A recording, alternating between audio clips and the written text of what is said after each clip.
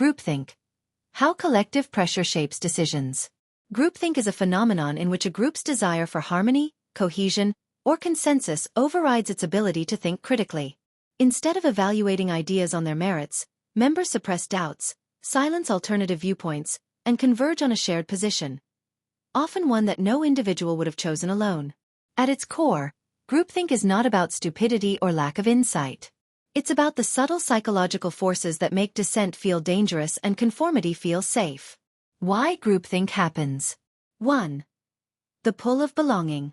Humans are social creatures. Being part of a group offers safety, identity, and validation. Challenging the group can feel like risking exclusion, so people often choose silence over friction. 2. Pressure to maintain harmony. Groups, especially cohesive ones, value unity.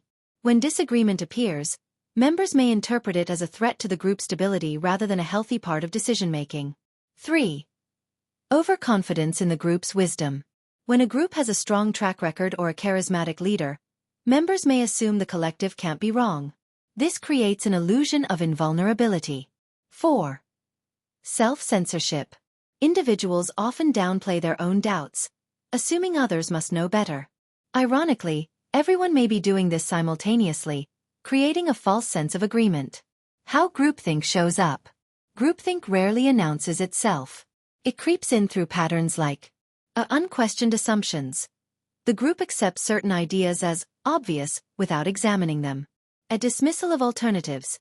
Competing ideas are ignored, mocked, or treated as irrelevant. Illusion of unanimity. Silence is interpreted as agreement. A gatekeeping. Members who raise concerns are labeled negative, difficult, or not a team player. A moral certainty. The group believes its decision is inherently right, making critique feel unnecessary or even immoral. These dynamics can appear in corporate teams, friend groups, families, creative collaborations, online communities, and even entire societies. The consequences.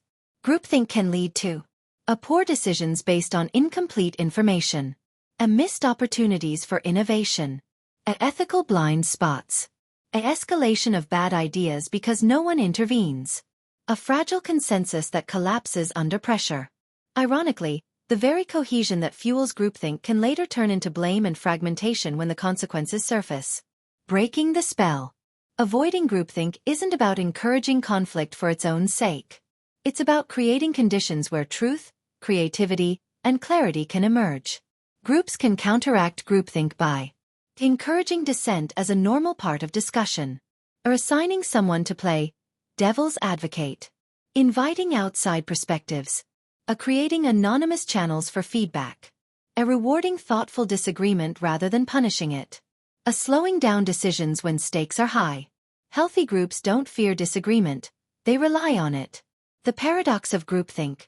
The paradox is that groupthink emerges from good intentions.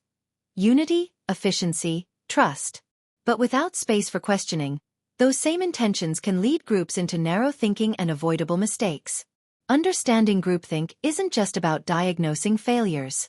It's about building cultures, at work, in communities, and in personal relationships, where people feel safe enough to think independently while still belonging to something larger than themselves.